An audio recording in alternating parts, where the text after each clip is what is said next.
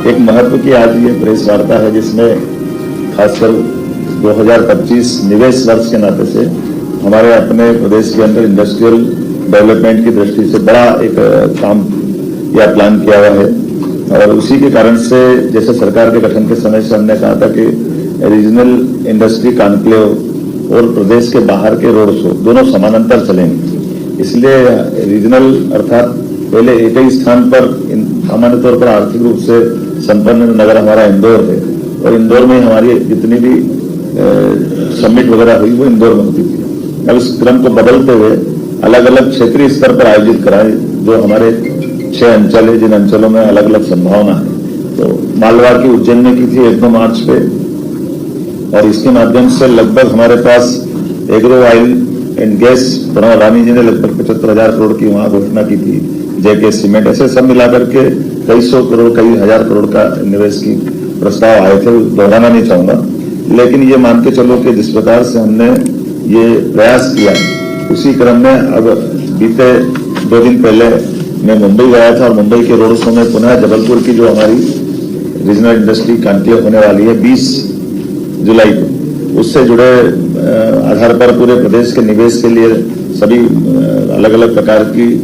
औद्योगिक हस्तियों से मुलाकात करने का मौका लिया, उनसे संवाद हुआ। ये पूरे प्रदेश के लिए अभियान चला रहे हैं लेकिन रीजनल लेवल पर इसको बार बार मौका देंगे। तो उस सिलसिले में अब जब जबलपुर की होने वाली है तो अभी से इसका लाभ ये मिल रहा है कि भविष्य में जो अगस्त में ग्वालियर की होने वाली है, ग्वालियर के प्रस्ताव भी आने लगे। जो दमोह सागर के अंदर होने वाली है, सागर के प्रस्ताव भी आने लगे। इसी प्रकार से रीवा और जबलपुर के लिए भी बड़े पैमाने पर लोगों ने निवेश के लिए अपना अनिल अंबानी जी तो स्वयं डिफेंस को लेकर के उन्होंने कहा मेरा जबलपुर का ड्रीम है और इसमें मैं काम करना चाहूंगा। हमने सबका स्वागत किया, सबको मौका देने के लिए। जैसे ये HK अग्रवाल ग्रेसिम इंडस्ट्री वाले ने कहा लगभग 4,000 करोड़ का हम निवेश करना चाहेंगे मैहर कटनी जिले में। इसी प्रकार से बैतूल, शहडोल, दमोह, पार्थ जिंदल ने 17,000 करोड़ के प्रस्ताव देने की बात कही है। महिंद्रा हॉलीडे इसके MD और CEO ये सारे लोग आए थे जिनने बांधवगढ़ और उमरिया आसपास के रिजर्व फॉरेस्ट में अपने ढंग से काम की बात कही है। कुल मिलाकर के इंदौर के बाद उज्जैन के बाद जब हम इस पे चल रहे हैं रीजनल इंडस्ट्री कॉन्क्लेव की तरफ तो लगभग 35 से ज्यादा निवेशकों के अलग अलग MD से CMD से इनसे व्यक्तिगत बात भी की, कॉमन रोड शो में भी चर्चा हुई और जिस प्रकार का वातावरण बना है एक तो अच्छी बात यह हो रही कि सीधे सीधे संवाद करने से कॉन्फिडेंस भी आ रहा है और उनको साथ की गई बातचीत के आधार पर पिछले संवाद में या पिछली बार बातचीत में कोई कठिनाई आ रही है, कोई विवाद के विषय आपस के, तो उनके लिए एक अच्छा प्लेटफॉर्म भी खड़ा हो रहा है कि एक बार आमतौर पर जब हम अपनी इंडस्ट्री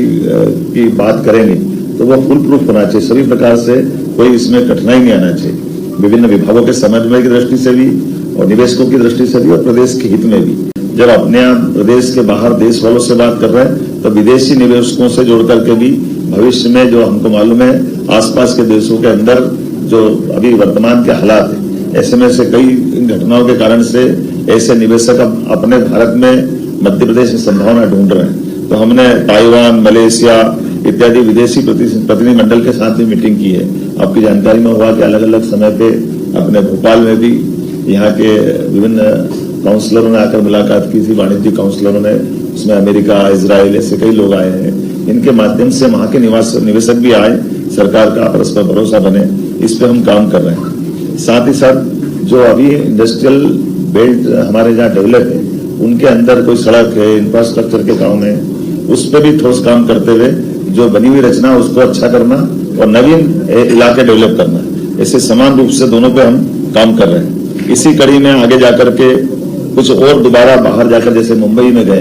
तो भविष्य में कोयम्बटूर, इधर बेंगलोर, दिल्ली, अहमदाबाद ऐसे और भविष्य के रोड शो भी होने वाले हैं जिनके आधार पर वहां के निवेशकों को भी यहाँ आमंत्रित करके अपने यहाँ व्यापार व्यवसाय का मध्य प्रदेश समृद्ध, अब चूंकि हमारे पास बिजली, पानी,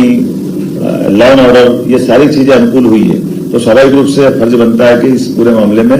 व्यापार व्यवसाय को बढ़ावा देने के लिए और आगे बढ़ा जाए। इंडस्ट्रियल जो ग्रोथ है उसमें बहुत अच्छी संभावना है, एग्रीकल्चर भी हमारी अच्छी हुई और अच्छी होने वाली है। लेकिन इसमें जब तक अगर इंडस्ट्री पे आगे नहीं जाएंगे तो इसकी संभावना पे हमको लगता थोड़ा ठहराव आएगा। मैं उम्मीद कर रहा हूँ कि एक तरह से ये जो हमने गतिविधियां प्रारंभ की, इसकी बात मैंने विस्तार से रख दी है। जो निवेशकों से हम बात कर रहे हैं उसमें इसी प्रकार से कह रहे हैं कि आपकी इंडस्ट्री हमारे रॉ मटेरियल के आधार पर प्रोडक्ट भी यहीं बनाए, यहाँ से केवल रॉ मटेरियल ले जाए, इसके बजाय वो अपने लंबे दूरगामी दृष्टि से यहाँ वो अपना इन्वेस्टमेंट भी करे और यहीं वो प्रोडक्ट को निकाल के ले जाए। मुझे इस बात का संतोष है कि सभी सेक्टर में समान रूप से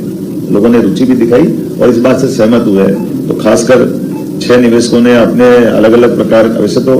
6 की गिनती करूंगा, इसके बजाय जैसे federation of Indian exports organisation के उनके साथ राउंड टेबल पे बात की गई, विभिन्न 5 स्टार्टअप कंपनियों के प्रमुखों के साथ चर्चा की और यह भी निर्णय किया कि स्टार्टअप के लिए तो एक अलग से ही पूरा दिन भी करेंगे, क्योंकि हमारे लिए ये स्टार्टअप के माध्यम से उनके नवाचारों के आधार पर भविष्य में बहुत सारे सेक्टर में अच्छा काम होगा। मैं उम्मीद करता हूं कि जिस प्रकार से ये प्रयास किए गए और ये अलग अलग संस्थाओं के साथ बात की गई, इसके रिजल्ट भी बहुत अच्छा आएंगे। तो रोजगार पर इंडस्ट्री के बारे में भी हमने बात की, क्या है इंडस्ट्रियां आए लेकिन रोजगार ज्यादा लेकर के आए, जितने रोजगार लेकर आएंगे उतना उसका लाभ मिलेगा। तो मोटे तौर पर 20 जुलाई को जो जबलपुर में हमारी इंडस्ट्री कॉन्क्लेव होने वाली है, इसमें केवल जबलपुर नहीं, जबलपुर संभाग से लगा करके हमारा ये बगल का आसपास का पूरा क्षेत्र कवर करने की बात कही है।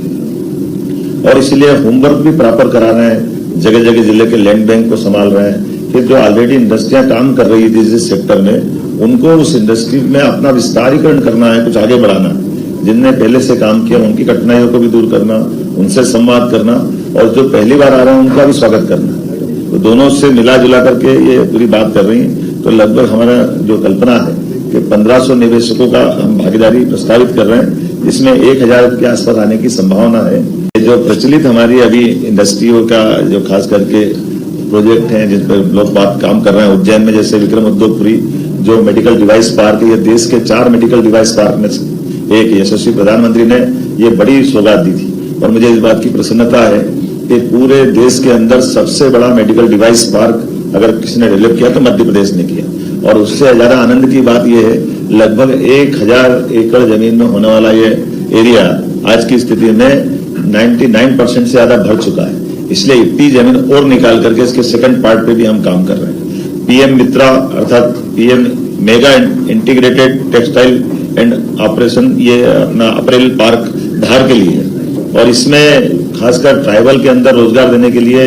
ये बहुत अच्छी टेक्सटाइल इंडस्ट्रियों की बड़ी संभावना है धार जिले में बदनावर के पास। और इसमें भी हमारा काम प्रारंभ हो गया है। इसका क्षेत्रफल ही लगभग 1563 एकड़ का है, 1000 करोड़ का इस पे काम है। ऐसे मेडिकल डिवाइस पार्क के बाद में हमने ये मैन्युफैक्चरिंग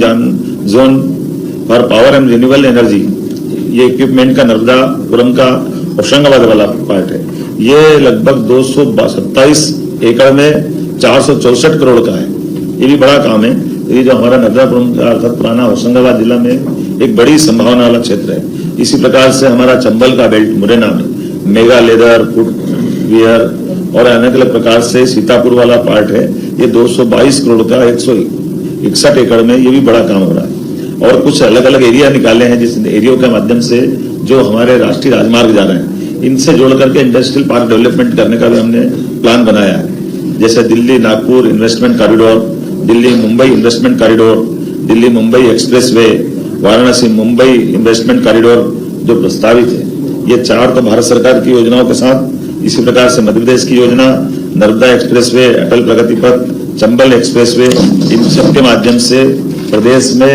बाकी गतिविधियों सारा आर्थिक गतिविधियां भी बड़े पैमाने पे बड़े अधिकतर लोगों को रोजगार मिले, ऐसे प्लान के साथ ये आज की अपनी प्रेस वार्ता